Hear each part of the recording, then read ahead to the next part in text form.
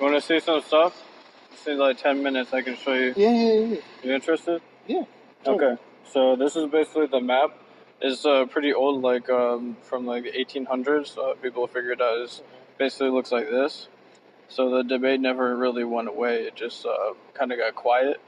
And now with the internet, people are having more equipment and technology to be able to see further away and kind of analyze this better.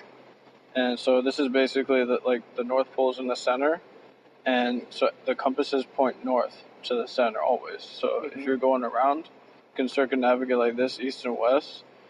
It's always going to point north, and every way away from north is south. So that's kind of how it works. You know, like here's the continents: North and South America, Africa, Europe, Asia, and that's Australia. So, and then Antarctica is the only one that's different. It's going all the way around the edge. And that's kind of like showing like here. That's pictures of Antarctica. It's a big wall, and it goes all the way around, and it basically holds the water in, because we know that water is always level. It's always level, and it doesn't curve. Like it would have to curve if it was on the ball right here. So here's this is different pictures that we get from NASA. In different years, the ball looks different. That's North America. Look at the size difference. It makes you kind of like think about it, right? So there's a guy called Rob Simmons who works for NASA, and he did like an interview admitting this. Like, yeah, like the satellites have to take like tiny chunks of the Earth, and then I'd get all the pictures and I put them together and wrap it into a ball like this. He admits it, and he's like, yeah, like I had to put different layers, like the clouds were separate and all this different stuff. Like, there's pictures zoomed in. It's kind of hard to see, but in this area specifically, you mean see clouds that picture is not like one picture. It's not like you go. Yeah, no, it's not like you go far away and then turn the camera and look. It's not like that. It's like you go really high, like maybe like this, like 120,000 feet, and look down, take the picture. So it doesn't even have to be satellites that are doing that. So it can just be high altitude crafts, airplanes, or even balloons. Because this was sent up with a balloon, just like amateur. Like, you know, like you spend like $1,000, get some equipment, get the helium in the balloon, send some cameras up there. Like regular lens, like your cell phone camera, that's like a regular lens. It's gonna show up like that. Like the horizon is straight and level. And here you see the Felix Baumgartner, the Red Bull jump. He went up 128,000 feet, but it was in a GoPro with a GoPro lens camera. This is just showing New Mexico. Like if you compare this to if this is a real picture, like where's the water in this? You should see at least some water, you know. He's not that high up, like where you would see this. So like that's why it's really suspicious that they're giving us these pictures, and then they show us these, and it's like, yeah, this guy, he even said that he saw the curve. He's like, yeah, it was really cool. I saw the curve. But then like the physicist, like this guy Neil deGrasse Tyson, you've probably heard of him. Like he's in movies and stuff. He's like a science educator. He goes around telling people about science and like what the common accepted model is. And he basically says, because like I think it's because like it's in response to all this like flat Earth stuff on the internet. He's basically responding and saying like, we're saying, oh, look, no, that's a GoPro. That's not really the curve. And he's like, yeah, he agrees with us like that. No, it's a GoPro. You have to be higher to see the curve. He's like, that stuff is flat at this height. He says that. That's his exact words. So it kind of like goes to show that there is really a debate going back and forth about what the real shape of the Earth is. And I'm really thinking it's leaning more like this, like just because I'm analyzing what I was taught in school. And I'm realizing that, you know, there's a lot of fishy, suspicious things about what they're teaching us now that I think about it. When I can go make observations like this and across the water, like, so this boat, you were saying that, like, it disappears at the bottom first, and it's like it's going over the curve. But when we take another look, you can see, and you can get a telescope or a high zoom camera. You can go watch a boat like this, and you can watch it disappear. It's going to go to the bottom first, and then, you know, up to the sail, and then it's going to disappear. Take a zoom camera or telescope, and then you can see the whole thing again. It's just like, it's the angular resolution. That's why I made this one. So this is like the way that your eye works. So when it's really close, the angle between the top and the bottom of the boat in relation to the center eye line of your eye, like the angle is really wide. So the light comes in like this way and it's at a certain angle. As it gets further away, the angle gets smaller and smaller. You know, you see it until it disappears, not because it's going over any kind of physical barrier, it's because it's getting too small for your eye to see. And it disappears bottom first. You see it's below the level of your eye. So the horizon would be along this line. You see it like when you're looking this way, like it kind of goes up. The floor rises up and the ceiling goes down, just the way that we perceive perspective, like in a long hallway of like a hotel hallway. You see the walls go in, the floor goes up, the ceiling goes down, and it goes to a point. So that's what makes the horizon. It's just the way our eyes work. So that's why when we see distant photography, like this is Chicago, 52 miles away. This is from across Lake Michigan. It's Grandmere State Park in Michigan is where he took this from, and going all the way across to Illinois, to Chicago. So this is the formula right here. I mean, there's a lot of math stuff, but basically what you can break it down to is 8 inches per mile squared is the amount of drop that you would expect of a curvature. So if you're looking this way on the ball, like looking straight, a straight line is going to go out towards space eventually. But the curvature is the ball is falling away. Like from your perspective, you're like on the top, and everyone else you think is like on the side, and then Australia is upside down. But what I'm saying is everyone's on the same level plane, like this. Like up is up for everyone. You look up, that's the sky. And actually, what we're realizing is there might be a barrier. Like instead of outer space. There's no outer space. The stars and the sun and the moon, they're all inside like a dome firmament. It's called the firmament. El firmamento. It's actually in the Bible. So a lot of people who are looking into this are Christians who are realizing that the Bible, like, that we believe, it's slightly different, but even more true than we realized it was. Because like it's just like this whole cosmology thing that people are kind of looking at it a different way, and more people are coming to read the Bible because of this, because they're saying, wait a minute, so there's science that actually proves and corroborates the Bible. And so it does talk about in the first chapter, like God creating the firmament over earth, where he set the moon, the sun, the stars in the sky. So it's like a barrier, like imagine like just like a giant glass dome over top.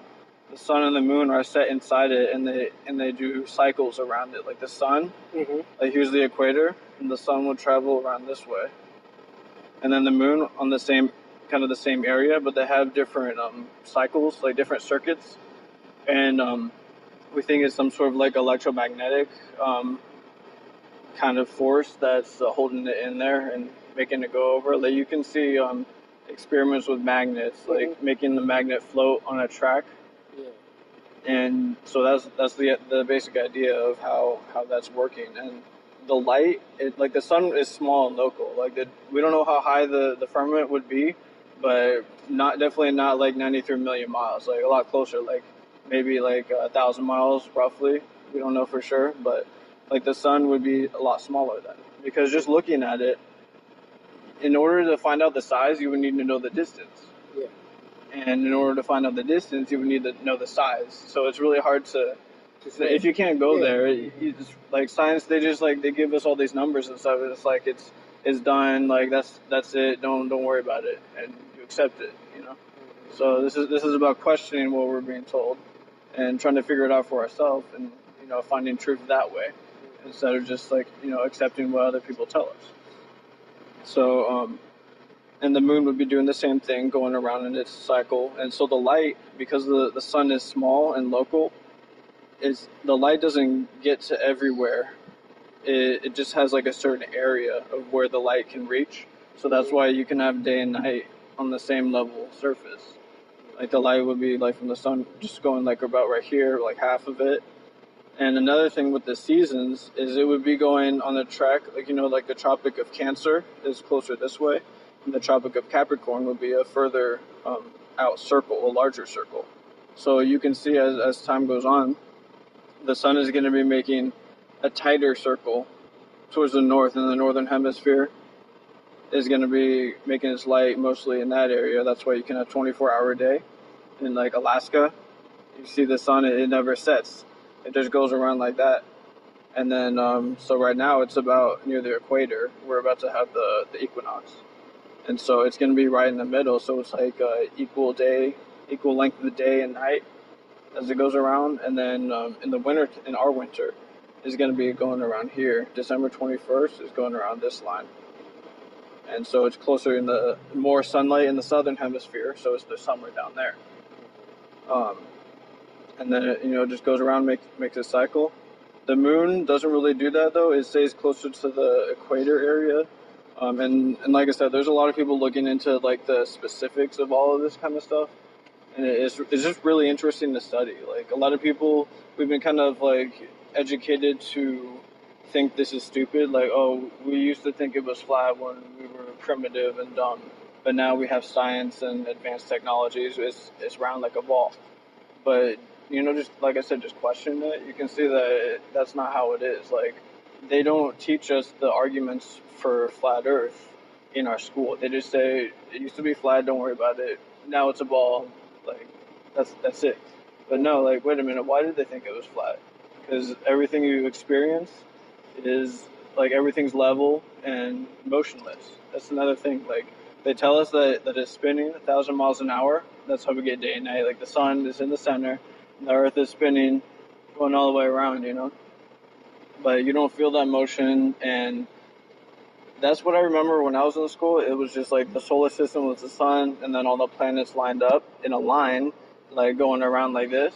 But now they're changing it. Now it's like, okay, the sun is moving through the galaxy, and all the planets and Earth are chasing it. So it's like kind of like a spiral. So the sun is moving, and it's like the gravity force is pulling Earth and everything around. And they're going at, they say it's 66,000 miles per hour around the sun. That's what they're saying the Earth goes around the sun. That speed, that's like incredible speed that you can't even imagine, but you don't feel it. And not only that, the sun is going through the Milky Way galaxy at, what is it, like 400 something thousand miles per hour. It's just like all these ridiculous speeds, and like, oh, you can't feel it because you're too small. And it's like, you could believe that if you want, but then you have to admit that it's a belief. It's like a religion. That's exactly what it is. And the thing. You have points. Like definitely, who tell us is like people. Yeah. They say, okay, like you say, before it was flat, now it's round. Nobody can go and tell you no, because the only way to know is like prove it. You go, nobody goes. That's what people are doing. They're making observations for ourselves. And but it's pretty curious that United Nations, that's their map, that's their flag. Mm-hmm. It's the same thing. And they leave out Antarctica. That's the only continent that nobody owns. No country owns it, and only scientists and government officials are allowed to go there for research. In 1959, they basically closed it off to all civilians. You can go on a cruise, pay like $10,000, some crazy number. You can go look at penguins on like the edge, here you can go here, but that's it. You can't just wander off and explore. And there's it's been documented that the government has explored down there. And they have found some interesting stuff, but then after that, they just said, no, close it off. There's Admiral Byrd. He went down there and he was talking about how there's all these resources like minerals and, uncharted land beyond the South Pole, as he called it. But after that, he did an interview on TV. And then after that, okay, no one can go to Antarctica. It's off limits. Only the government can really go there. They can do whatever they want, but no one can explore there, like without any kind of like supervision. Like it's really really odd about that. But yeah, so they put the map in plain sight, and you'll see this in different other like government agencies. It's like they know.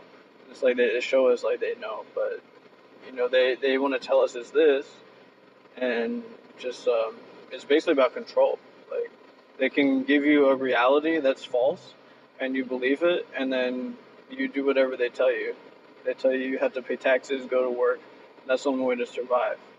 But like as free thinking individual, I like to think that maybe there's a different way that we can do things. I think this can really like change the way that people look at the world around us, and how we're all on the same level playing field, so to speak. Like we're all equal. Right. No, No one you person's see, better than another. No, I agree with you. You see, like me, they teach me something, and that's what I think.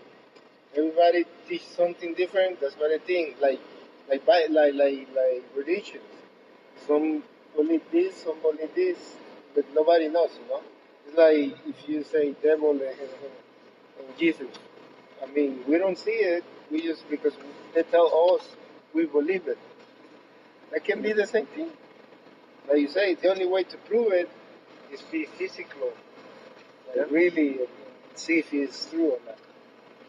Yeah, and anything it be like you said before. People say it was flat. Later say no, it's not flat. But I mean, what I'm saying is, I think we can actually prove this.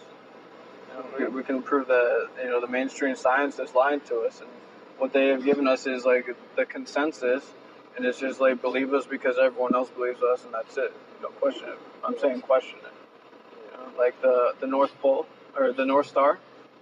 You can see that star in the sky, that it never moves. And if we're really going around the sun like this, and the sun's traveling like crazy speeds around the galaxy, they tell us that, oh, it's too far away, that's why it doesn't move. But, you should be able to measure it. Just like the curvature, they say, like, oh, you need to get really high to see it. But you should still be able to measure it. I mean, you can do those things. Like with Chicago, seeing it, like, with the curvature formula, those buildings are, like maybe 1,500 feet tall at the tallest one, the Sears Tower. It should be hidden. There should be like 1,700 feet of drop. It should be 1,700 feet below. These buildings should be tilted away and hidden behind what they say the curvature is.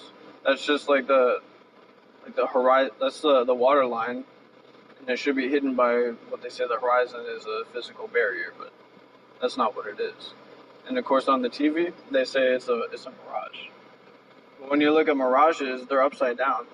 You can see mirages, but they're upside down, and they look wavy and distorted. I mean, this is clear. This is like high definition quality. I mean, I know it's a black and white picture, but when you see the actual picture in color, you can see those buildings are there. And this is, I think it's in California, like near Baja California or something. This guy used infrared, so you're able to see further away with infrared, because like with a regular camera, there's like you get the atmosphere in the way, like the air, it compounds. It's like water in the air. It kind of blocks it just when it gets far and far away.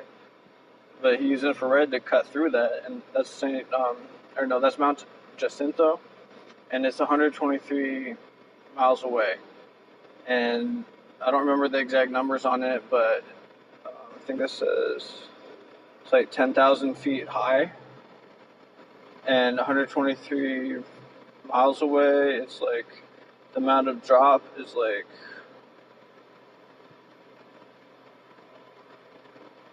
I don't know, like almost 7,000 feet. So it should be like halfway cut off here. Like you can see everything up to the base. Mm-hmm. So on that formula with the ball, like you should almost see like just the top. So you're seeing everything. And like I said, like that's Antarctica. You can't go there. Like only like military or government research officials can go there. It's something called the Antarctic Treaty. That's what you can go on and read it. Like it says like no military activities allowed, but they can use military personnel to enforce the treaty. So basically, like if you try to go to Antarctica, they're gonna arrest you or shoot you. That's how they're doing I it. didn't know that. I mean, that's you can look it up. It's real stuff. I'll check it out. Yeah, and this was what I was telling you about the moon. So this is a sphere. When light hits, it bounces off. It's really bright in one point. And here, the moon, like it's all like the same gradient. It's all like it's as if the light's coming from behind, and it's like a flat surface. I mean, I don't know for sure, but I'm saying that that's kind of what it looks like to me.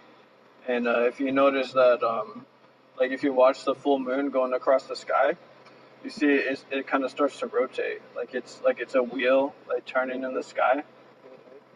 So I don't know. I thought that was interesting. I didn't know about that before, because they're saying that when it's in the southern hemisphere, when you're in the southern, then you see it like it's upside down. So I don't know. I think that's interesting because that's like a perspective of seeing an object in the sky up high, and you're seeing it from different angles. So I don't know. That's just something interesting. Another thing interesting you could test yourself is we noticed that the moonlight is supposed to be the sun reflecting off the moon, but we found that the moon is giving off a cold light. So next time it's a full moon, go outside and check the ground with the laser thermometer, and check like out in the moonlight and then out in the moon shade. You can see there's a difference. Like it's warmer in the shade. Like everything in under the moon is colder. And like with the sun, if you go in the shade, you're colder. But in the moon, you go in the shade, you're warmer. So that's something you can test with a thermometer. So, just another interesting, fact. I mean, like I said, that's what I'm just kind of researching into, just finding facts that can give me a better idea of like where we actually live. Yeah, it's interesting. And I mean, there are a lot of things that they can say. They kind of put you to think. Like, Yeah. If. Actually, there is an app that came out.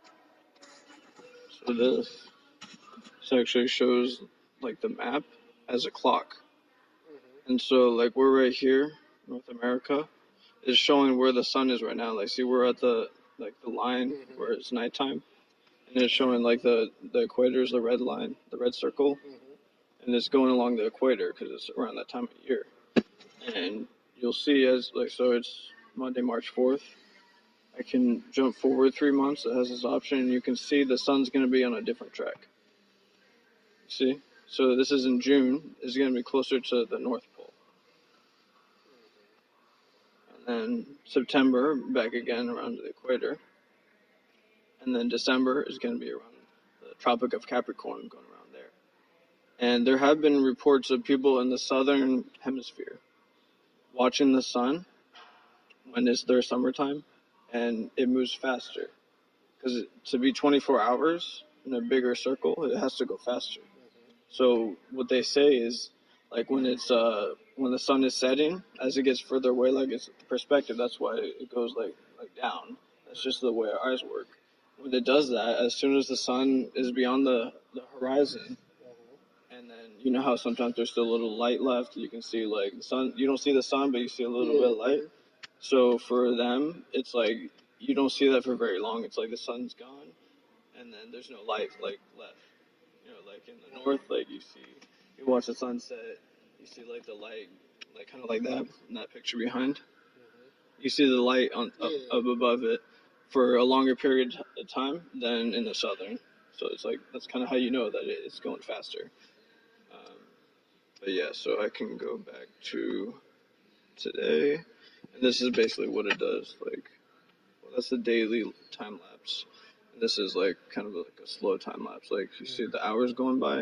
It's like every interval here is 1 hour. Like it goes to 24 hours. And so right now the is going to be a new moon, so you don't really see it. Let me go faster. You're going to start to see the moon. It's still next to, so like when the moon's close to the sun, it's like you can't see it. I got you right there. Yeah, and then when it gets further away, that's when it starts to become a full moon. Like it's just like the location of each one, and we think it's like kind of like an energy transfer kind of thing. Like kind of like a light bulb filament. like transferring energy to the moon, and then the energy is like going back and forth, and it's like that's why you can see the moon like changing phases like that.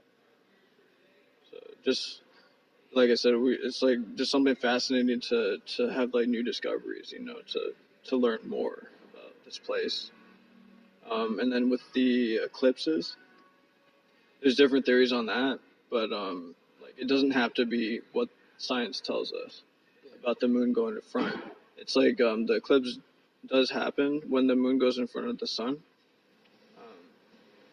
but it's the weird thing is that you don't see the moon when it's in the new moon phase.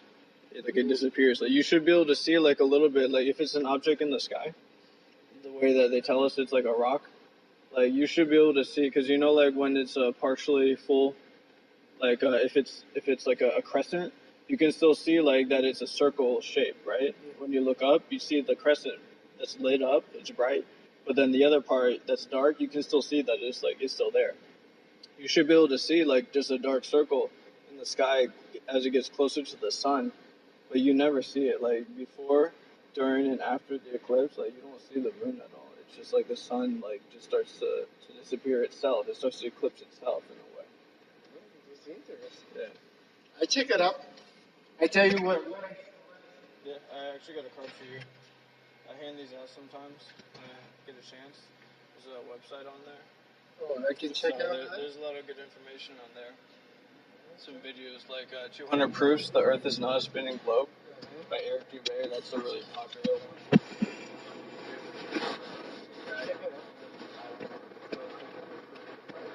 Why this is not real. Like I said, I check it out.